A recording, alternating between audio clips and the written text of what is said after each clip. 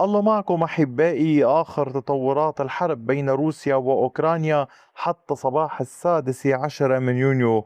الجيش الروسي يواصل التقدم ويسترد السيطرة على إحدى البلدات، ولكن في المقابل أوكرانيا توسع سيطرتها بشكل كبير تحديدا في مقاطعة دونيتسك، وتواصل تحقيق مكاسب واسترداد إحدى البلدات في جبهة خاركيف. فما الذي يحصل في المنطقة؟ تابعوا التفاصيل حتى النهاية كي لا تفوتوا أي معلومة.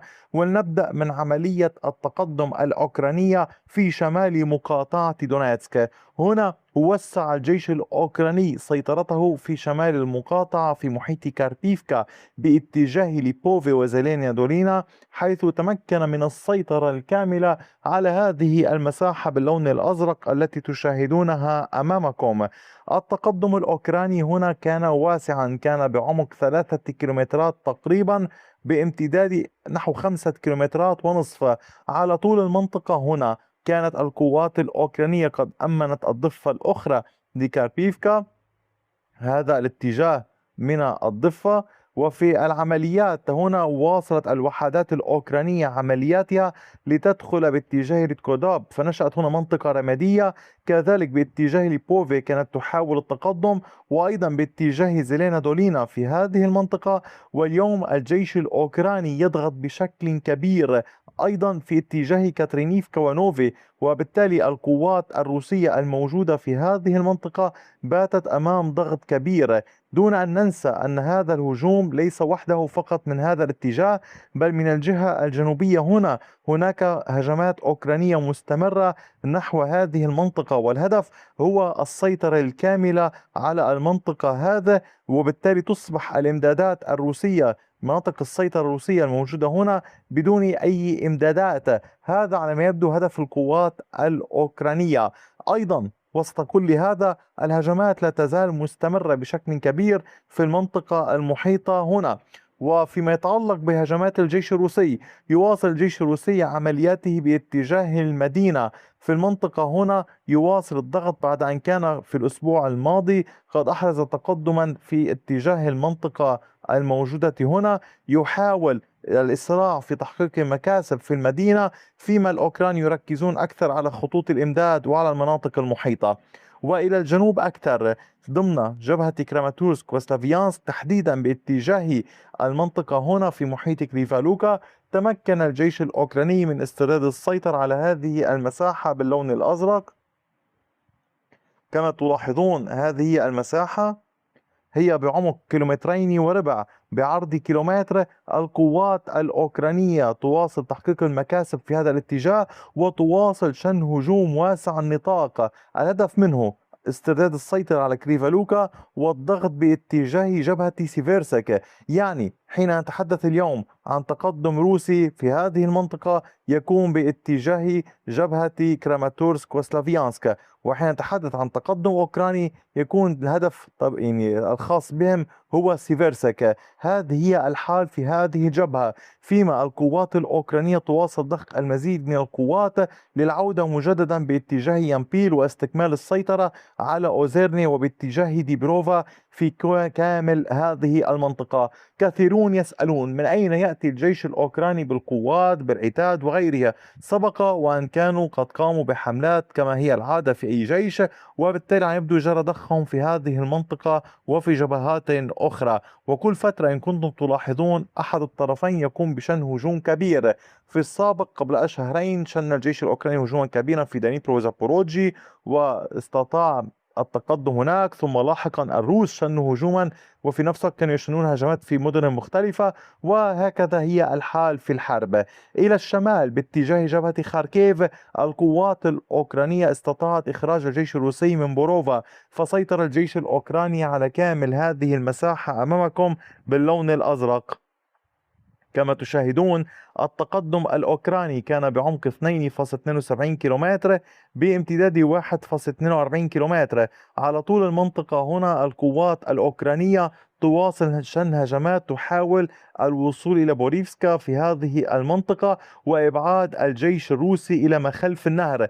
أعود لأقول لحضرتكم هذه المناطق الموجودة هنا مقسمة بأفرع الأنهر، وبالتالي يعني يحاول كل من الطرفين السيطرة على هذه الأقسام وإبعاد الطرف الآخر عنها.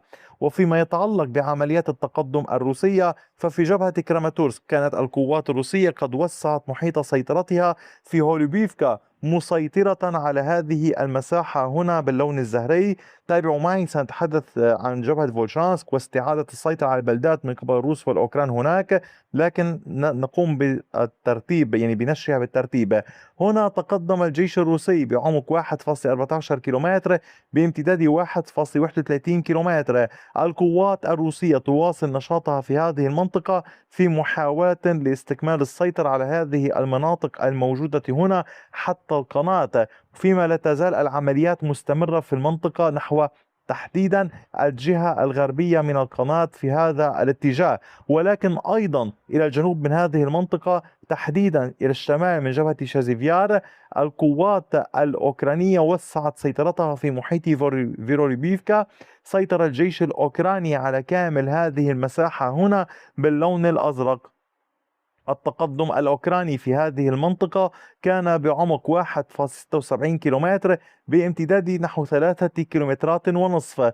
تلاحظون أن كل طرف في هذه الجبهة يركز على عملياته. الجيش الأوكراني يريد إبعاد الجيش الروسي إلى شرقي القناة المائية، فيما الجيش الروسي يسعى للتقدم في الجهة الغربية والسيطرة على المزيد للضغط أكثر باتجاه مدينة كراماتورسك وباتجاه مدينة سلافيانسك، فيما الأوكران يركزون على الضغط على سيفيرسك والروس هنا يركزون على مدينة ليمن. تلاحظون كيف تختلف الأهداف والعمليات.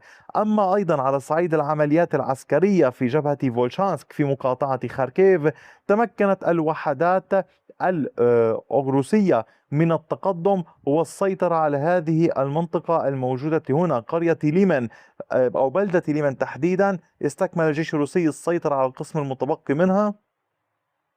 هذا التقدم الروسي كان بعمق 1.86 كيلومتر وامتداد 1.27 كيلومتر، أي كيلومتر وربع.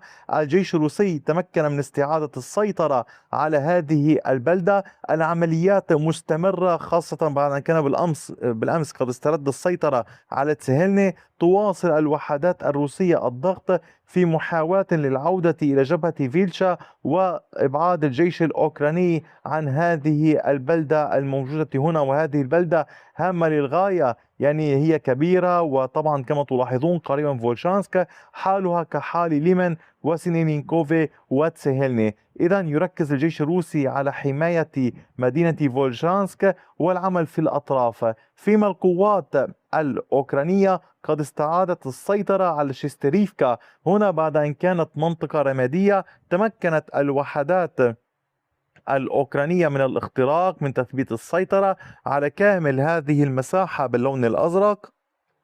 وكان التقدم بعمق 1.12 كيلومتر بامتداد 1.34 كيلومتر على طول المساحة. هنا تواصل القوات الأوكرانية هجماتها، وليس فقط في هذا الاتجاه، بل تحاول استكمال السيطرة على فيرخنيا بيساريفكا، وكذلك الأمر باتجاه هرافسكي في هذه المنطقة. على صعيد العمليات في جبهات كوبيانسك وميرنوغراد وبوكروفسك ودنيبر وزابوروجي، الخريطة على ما هي عليه، ولكن الاشتباكات قائمة. أحبائي، كما لاحظتم المعركة مفتوحة وكبيرة. أي تطورات إضافية سأوافقكم بها لاحقا. تأكدوا دوما من متابعة القناة. تلاحظون الأحداث تتغير بسرعة بين الروس والأوكران. تذكروا دعم القناة، مشاركة الفيديوهات ليستفيد الأصدقاء. شكرا على وقتكم الثمين، وإلى اللقاء بفيديو آخر.